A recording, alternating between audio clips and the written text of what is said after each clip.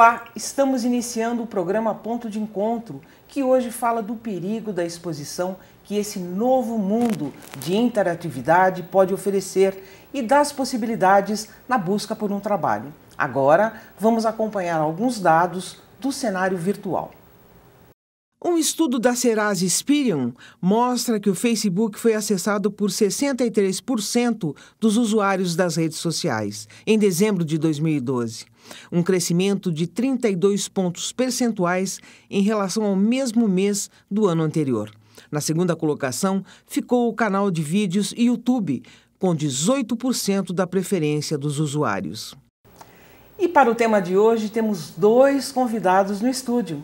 André Luiz Bordignon, professor do Centro de Ciências Exatas, Ambientais e de Tecnologias da PUC Campinas, e Eric Curado, publicitário e vice-presidente da Associação dos Profissionais de Propaganda, APP Campinas. Eu gostaria de agradecer a participação de vocês aqui. Se por um lado esse novo mundo virtual abre possibilidades e boas possibilidades, por outro ele pode trazer grandes estragos. Eu gostaria que vocês falassem para a gente que tipo de estragos são esses e que tipo de erros as pessoas estão cometendo. Ok. Olá, Leila. Olá, Eric. Olá. A gente tem que tomar muito cuidado hoje com as redes sociais, né? Quer dizer, a gente é uma tecnologia muito nova ainda, recente, e a gente está se adaptando a esse modelo de utilização das redes sociais. E as pessoas muitas vezes não fazem a pergunta correta na hora que vão colocar alguma coisa nas redes, né? Quer dizer, aquela informação que eu vou postar na rede vai servir para alguém mais, além do que eu, né? Hoje em dia a gente vê um monte de coisa sendo colocada na rede e normalmente, na maioria dos casos, pelo menos nas minhas redes, o conteúdo é alguma coisa muito específica que teria interesse só para aquela pessoa, né? E a gente se expõe muito também através disso aí, né? E hoje tem que tomar muito cuidado, né? Com o que está colocando, né? Às vezes você pode colocar em risco até a própria vida, né? Ou sua ou de familiares, né? É verdade. E o que está acontecendo? Isso é próprio da juventude, mas não é só a juventude que a gente vê postando situações muito particulares. As pessoas estão sem noção, essas redes sociais se apropriaram da vida da gente de uma tal forma que você não consegue nem perceber, nem enxergar que está se expondo, que está, na verdade, atrapalhando um futuro emprego. Acredito que a vontade, às vezes, de querer contar onde está, mostrar, e isso acaba fazendo a pessoa agir por impulso, né? Às vezes, e a facilidade de estar com os celulares na mão hoje, então acaba fazendo, a pessoa acaba sendo levada pelo impulso. Só que tem que tentar manter a calma e controlar esse impulso, né? Porque às vezes ele prejudica muito. Eu acho, Leila, que a sociedade ela nos empurra para ser um pouco para ter esse tipo de comportamento, né? Porque para a gente começar a pensar um pouco sobre isso, lá atrás, quando o Twitter foi criado, a pergunta que ele fazia para a gente é o que você está fazendo, né? Então ele te motivava a falar ali, olha, eu tô tomando café, eu tô almoçando, né? E então esse incentivo fez com que as pessoas também se sentissem tranquilas em colocar aquilo ali. E também essa vontade, a sociedade hoje valoriza muito pessoas que são celebridades, né? Então as celebridades são exaltadas. Então você está numa rede social, é uma oportunidade de você de repente virar uma mini celebridade ali, porque se você coloca uma notícia que você tem 30 curtidas na rede Facebook, que tem esse modelo, imagino que as pessoas em casa onde estão assistindo esse programa saibam o que é curtir, né? Quer dizer, então as pessoas medem a celebridade dela, o Ibope, através do número de curtidas que teve, independente do conteúdo que elas estão postando ali. Sucesso então, total. Sucesso total. Então essa questão de a sociedade valorizar muito as celebridades faz com que as pessoas queiram se tornar também uma celebridade nas redes sociais e postam coisas que, na maioria das vezes, elas querem que justamente aquilo gere um ibope, gere uma repercussão positiva naquilo ali, né? Sem dúvida. A pessoa tem... Eu acredito que se usar, por um lado, mais focado no profissional, isso acaba sendo muito, muito positivo, porque você consegue gerar conteúdos ou para a sua empresa, ou para divulgar um produto, ou para divulgar alguma ação que você vai fazer, Se você analisar fazer um post de uma ação, e isso vai, quando as pessoas começam a compartilhar, aí você vai vendo o resultado, isso é muito legal pro lado profissional, né? Quando é uma coisa pessoal, até que ponto o amigo do outro amigo é bom ver a sua informação. Que tipo de perguntas essas pessoas, né, a juventude, as pessoas de modo geral, poderiam se fazer antes de postar alguma coisa nas redes sociais? Algum conteúdo? Conforme eu estava dizendo no começo, né, eu acredito que a principal pergunta que tem que ser feita é justamente aquela informação que eu vou postar na rede social, ela é interessante para quem? Né?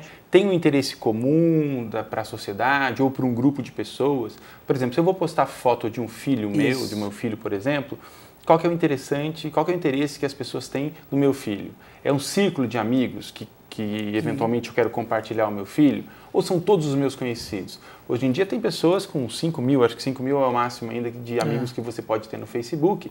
Quer dizer, você quer mostrar o seu filho para 5 mil pessoas? Imagina o reflexo disso para os amigos dessas 5 mil pessoas também que eventualmente podem compartilhar a foto do teu filho, né? Então, essa é uma pergunta fundamental. Essa informação que eu estou postando, ela é interessante para quem? Para mim, para um círculo de amigos ou para todo esse pessoal? Né? Nós lá do CDI, eu sou presidente do CDI também, que é o Comitê para a Democratização da Informática, e a gente utiliza muito o Facebook para divulgar nossas ações, etc. Né? Então, são ações que a gente acredita que são de uso de uma comunidade que trabalha com software livre, com inclusão digital, com inclusão sociodigital. Então, aí é óbvio que o sentido público daquela informação é mais importante. Né? E hoje você tem também algumas ferramentas para dividir por grupos, né? Grupos familiares. Então, se você quer expor alguma coisa da família, você pode reservar um determinado público. Né? Fazer um grupo, né? Criar um grupo. Até uma dica, o que eu tenho feito. Eu tenho algumas redes que eu participo. Então, tenho o Twitter, o Facebook e o Instagram. E algumas delas eu tento deixar, assim, eu limito total. É só pessoas muito próximas a mim. Então, eu não tenho um monte de pedido lá de solicitações para deixar eu visualizar, eu não deixo. Não deixa. Não deixo. Mesmo pessoas que são do meu ciclo de trabalho, eu limito. Porque ali é minhas coisas pessoais. Eu sei que quem está ali é quem gosta de mim, quem está ali convivendo comigo no dia a dia. E aí eu tenho outras ferramentas. Então, às vezes, geralmente os meus posts no Twitter são bem técnicos para o meu segmento. No Facebook é compartilhamento de informações de alguns clientes, de algum parceiro, da associação. A gente bola muitas ações dentro da associação, da PP Campinas. Então a gente ajuda a divulgar para os nossos parceiros, porque eu tenho muito amigo lá, né, colegas de profissão. Então isso eu meio que dividi o meu conteúdo. O seu conteúdo, é uma forma racional, né, de conduzir. Agora, outra coisa, as empresas, de fato, elas consultam o Facebook e de que forma é feita essa análise? Olha, na nossa empresa, a gente tem usado bastante, citando exemplos, a gente avalia o currículo da pessoa, o trabalho, e aí hoje, com a experiência, né, sou jovem, mas 12 anos na empresa já, a gente conseguiu entender um pouco a linha. Daí a gente acaba entrando, né, consultando aquela pessoa e a gente acaba vendo posts contraditórios ao que ela acabou de falar na entrevista, né? Então a pessoa fala, me dou muito bem com meus amigos, meus ciclos, daí você vai para a internet, ela tá lá, ela tá bombardeando, porque hoje não sei o quê, porque chega de inveja, não é, então ela não é aquela pessoa que ela falou que era. E lá tá gravado, né, professor, é o que você estava falando. Está ali registrado. Ela está fazendo uma colocação dela, só que ela deixou registrado a opinião dela ao contrário.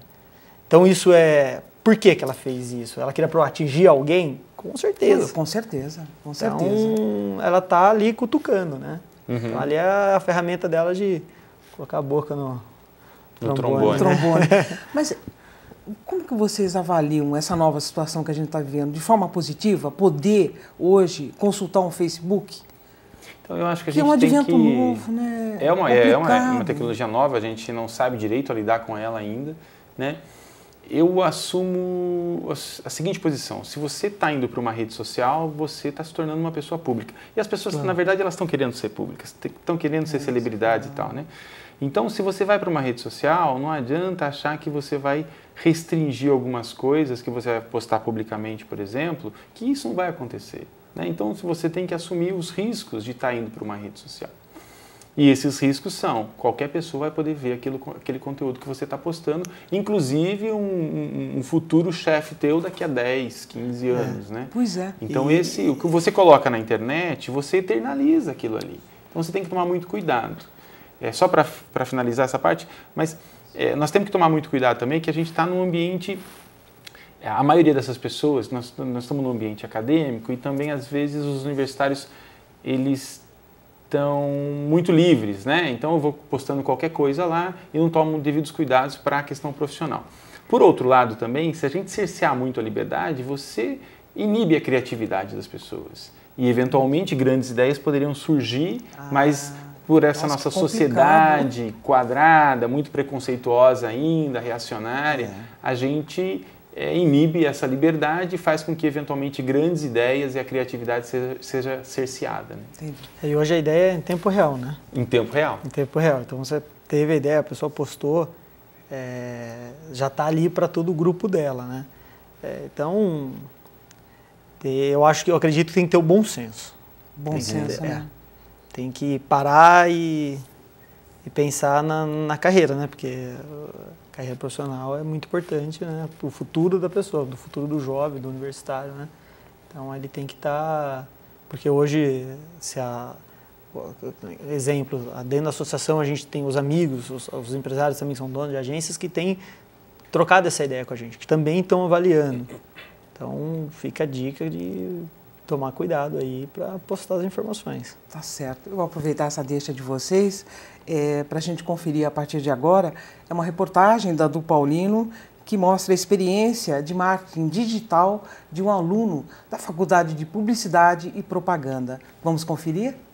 Se você tem um perfil no Facebook, provavelmente já riu de alguma tirada bem-humorada do mais astuto dos super-heróis, o Chapolin Colorado, só que numa versão um pouco mais sincera.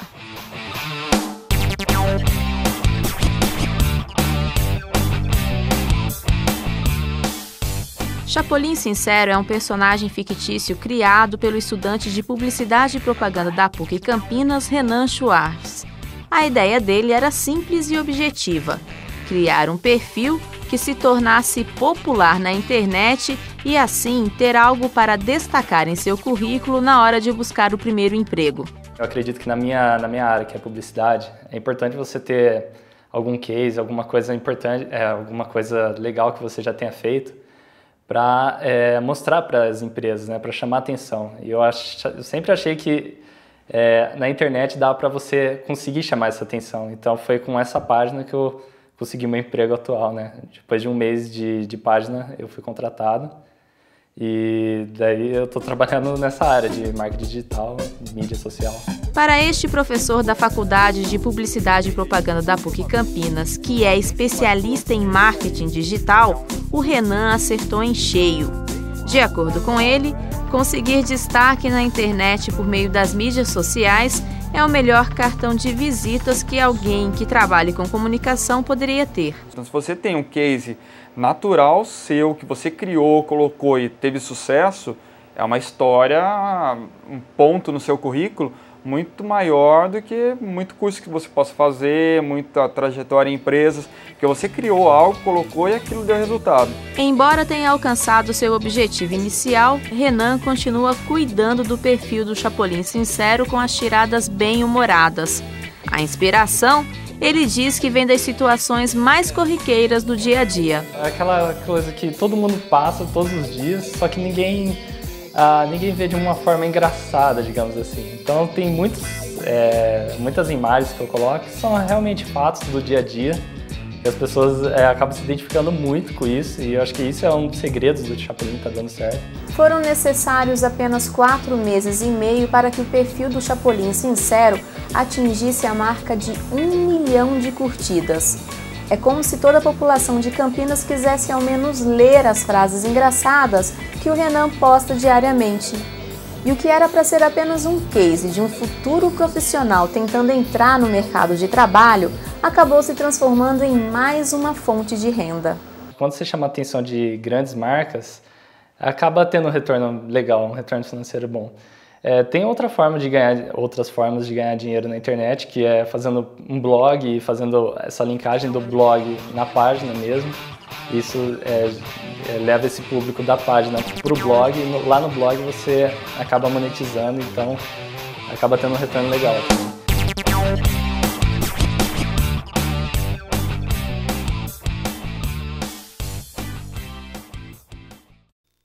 Olha só que belo exemplo. Com essa experiência ele conseguiu o mercado de trabalho e está conseguindo ganhar dinheiro aí com essa página.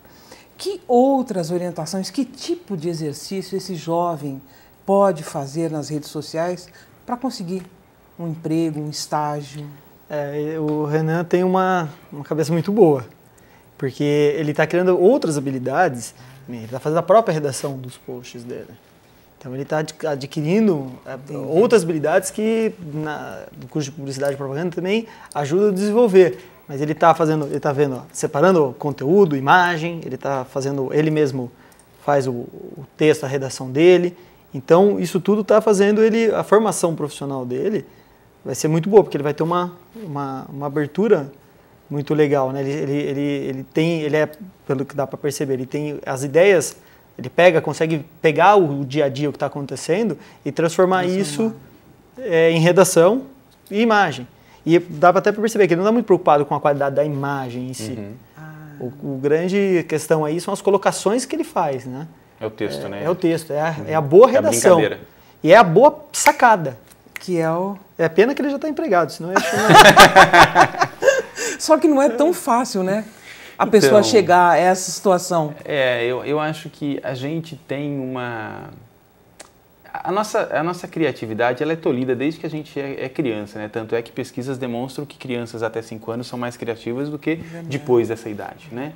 Outro dia a gente estava aqui no planejamento pedagógico aqui na PUC e alguém falou assim, olha, quantas ideias você tem para fazer com uma latinha de refrigerante, né?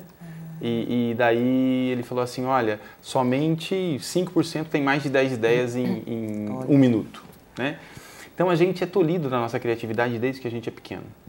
E aí que eu acho que o fundamental é que nós temos uma ferramenta, uma porta aberta para o mundo, que é a internet, e as redes sociais estão inseridas nesse mundo. Então nós temos uma possibilidade de ser criativos. E aí eu acho que as pessoas precisam ser mais autônomas, ter ideias próprias, não seguir o que estão falando para elas seguir. Foi o que aconteceu com ele, né? Quer dizer, ele teve uma ideia, ele foi lá. Agora, eu também acredito que antes dessa grande ideia que ele teve muitas outras que provavelmente fracassaram. Com certeza. E aí, quando a gente fracassa 1, 2 vezes, a gente desiste muito fácil, né? A gente tem que ser perseverante, tem que ser autônomo e perseverante, com ideias originais, e juntando uma ideia na outra, até que a gente possa ter alguma coisa bacana, tanto do ponto de vista profissional, quanto do ponto de vista pessoal também, ou uma causa comum, alguma coisa assim. Sim. Né? Que outras dicas você daria para esses estudantes, esses jovens, assim, para eles conseguirem dar um up tentar no futuro emprego? Criar habilidades, né, na área que ele tem interesse. Então procurar ler bastante, buscar as referências do mercado, buscar exemplos como o do Renan, buscar outras pessoas que deram sucesso. No YouTube tem vários canais de pessoas que estão vivendo disso, vivendo da renda que gera do conteúdo. Então assim, tem que buscar referência, ver o que deu certo, o que não deu certo. Eu vejo lá na agência, a gente já recebeu diversos clientes com ideias brilhantes. E ideias que assim, se você não estiver comigo, se você não assinar agora comigo aqui, a chance vai passar, porque aí, peraí, eu já escutei várias ideias brilhantes. Então, assim, hoje a gente consegue avaliar e falar, olha, isso daí, a ideia é muito boa, mas você precisa de 10 milhões para fazer isso acontecer. Porque é muito boa, mas você precisa de um capital. Aí você joga um balde de água fria na pessoa. Então, Hoje tem que analisar todo o contexto e tentar ser o mais realista possível.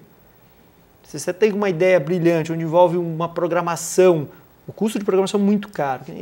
O dele é o Facebook. Está lá. Mas quantos, né, já foram investidos em sistema para fazer o Facebook funcionar? Então, às vezes, a pessoa tem uma grande ideia, brilhante, muito boa, e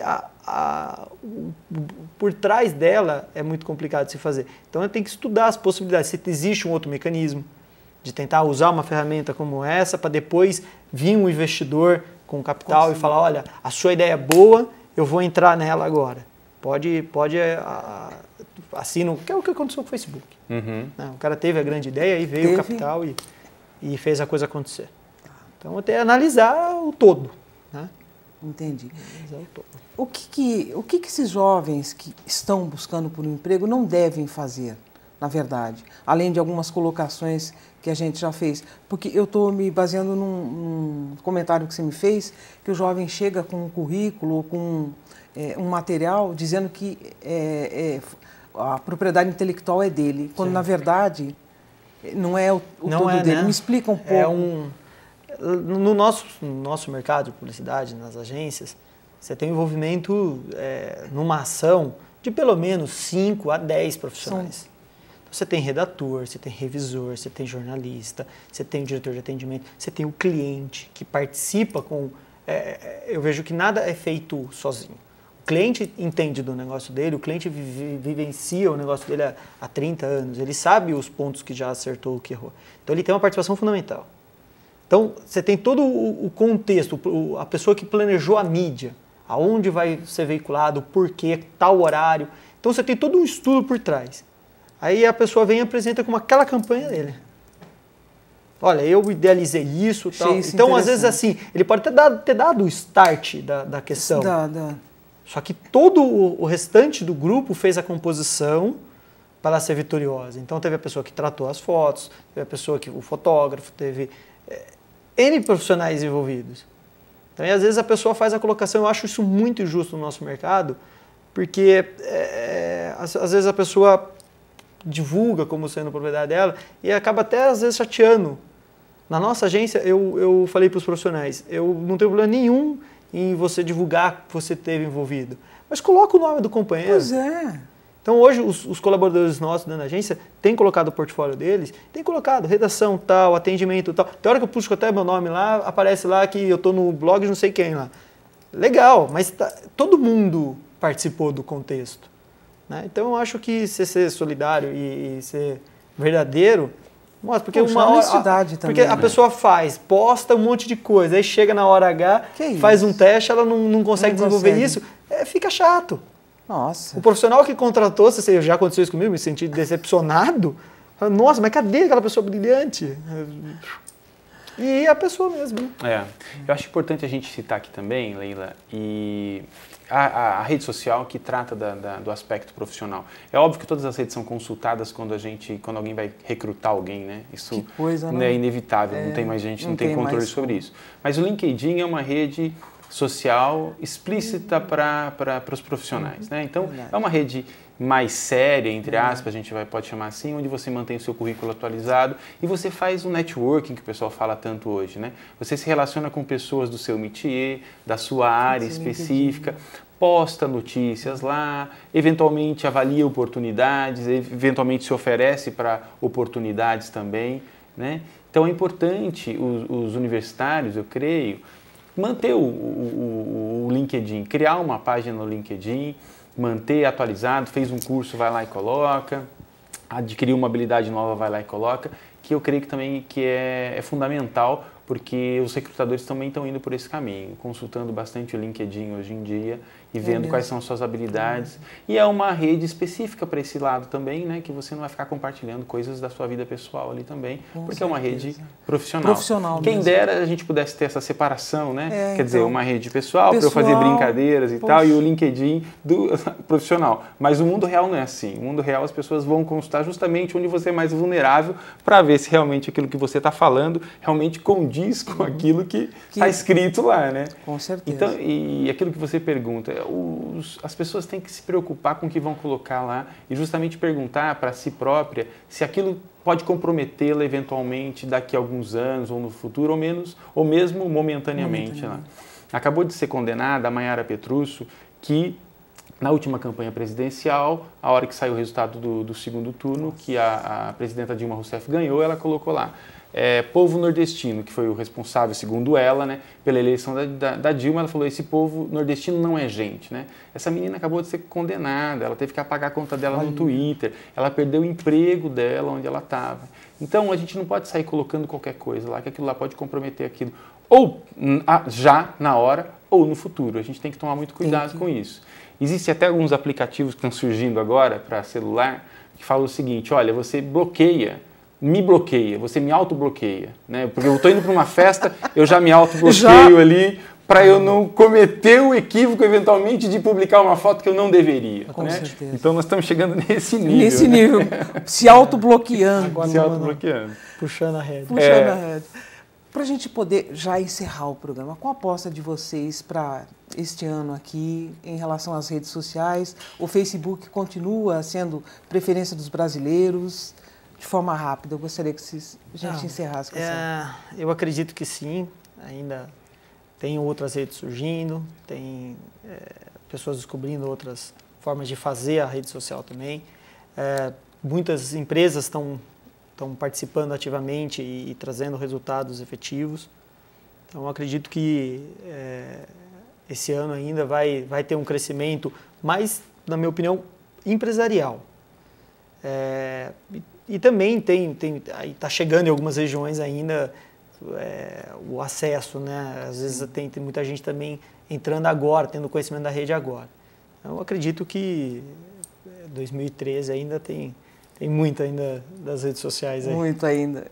Eu também acredito que acho que o Facebook, o Twitter, o YouTube vão continuar aí na crista da onda, mas o mais importante eu acho que ainda é o conteúdo, né? Quer dizer, pode passar uma rede social, pode passar outra rede social, mas o conteúdo que eu estou postando ali eu tenho que tomar cuidado se aquilo vai realmente me beneficiar ou beneficiar um conjunto de pessoas ou se não vão beneficiar.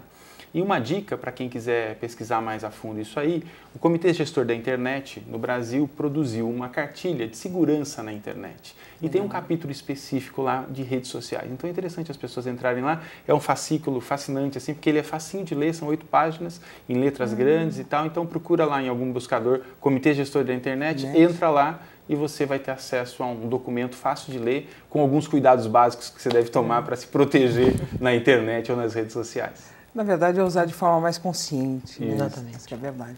Eric e André, eu agradeço a participação de vocês aqui e todas essas informações. Tá ótimo. Muito obrigada mesmo. Eu que agradeço.